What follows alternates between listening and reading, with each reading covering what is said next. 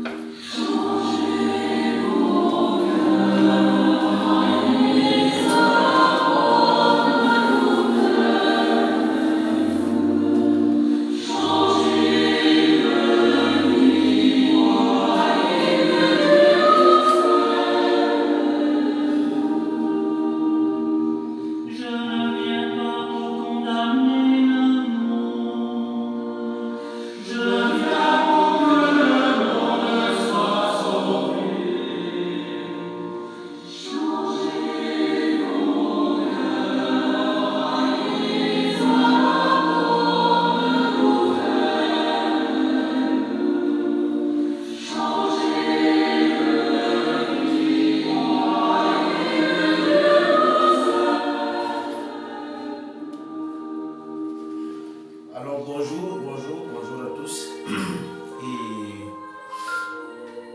bonne fête également. Je suis votre humble serviteur, Père Isaïe, que vous connaissez déjà. Ça ne va pas nous surprendre encore aujourd'hui. Voilà. Je sais que beaucoup vont se poser des questions, certaines belles. Pourquoi le Père ne se manifeste plus dans les réseaux? Pourquoi le Père ne nous envoie plus les prières?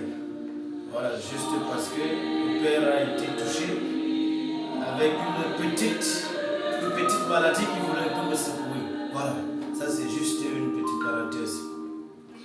Aujourd'hui, on se retrouve encore pour parler de la sorcellerie, pour parler de la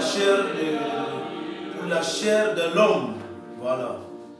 Pourquoi les esprits de Satan, pourquoi le monde des ténèbres, pourquoi le démon, pourquoi ils adorent tellement rester dans le corps des hommes et ne pas chercher d'autres endroits où rester, peut-être chez les animaux, chez un animal quelconque. Voilà. Pourquoi les mauvais esprits adorent tellement le corps de l'homme? Voilà. Déjà, je vais commencer par dire que le corps de l'homme est très sacré. Voilà. Le corps de l'homme est très sacré. De la même façon que l'esprit de Satan adore le corps de l'homme, de la même façon que les démons adorent nos corps, c'est aussi comme ça que Dieu est jaloux de notre corps. C'est de la même façon que Dieu aussi adore notre corps. Alors vous voyez, le démon préfère rester dans le corps d'un homme et ne pas rester là-bas, peut-être dans l'eau ou dans le corps d'un animal. Voilà. Vous savez, l'homme, lorsqu'il marche, il porte dans son corps ce qu'on appelle le sel. Voilà. Le sel qui reste dans le corps de l'homme, qui est défini comme un aimant. Vous savez, l'aimant, son rôle, c'est de tirer, c'est de capter tout ce qu'on appelle le fer. Voilà. Et ce qui fait que lorsque Dieu créa le ciel et la terre, lorsqu'il créa l'homme, Dieu a compris que l'homme, s'il laissait l'homme seulement en esprit, s'il laissait que l'esprit de l'homme sans donner la chair à l'homme, le monde ne serait pas développé et le monde ne devrait pas souffrir comme aujourd'hui. Voilà. L'homme, lorsque Dieu a créé l'homme, il a fallu que Dieu crée aussi une personne, une compagnie à cet homme, qui était la femme, qui était Ève. Et maintenant, l'homme ne pouvait pas fonctionner avec cette femme dans l'esprit. Il a fallu que Dieu donne la chair à cet homme afin que l'homme et la femme puissent se mélanger. Et dès lors, la chair que Dieu a donnée à l'homme, cette chair est comme un magasin. Voilà. La chair reste comme un magasin. C'est pour cela que vous allez voir que c'est le corps de l'homme, la chair de l'homme qui porte toutes ces maladies qui existent. C'est la chair de l'homme qui porte tous ces dépôts.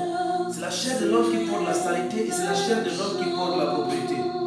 Voilà. Et c'est pour cela que dans certaines tribus, même quand l'homme meurt, on ne joue pas avec sa chair.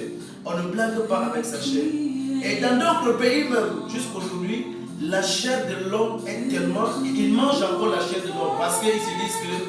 Parce que la chair de l'homme, il y a des rituels qu'on peut faire avec la chair de l'homme comme on peut faire avec la chèvre ou le mouton. Voilà. L'homme, le démon, lorsqu'il voit le corps de l'homme, il a comme l'impression qu'avec le corps de l'homme, il peut fabriquer tous ces immeubles qu'il désire.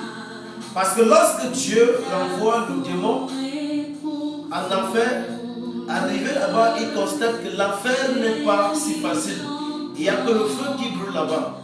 Il était obligé de revenir dire à Dieu, demander à Dieu, est-ce que je peux occuper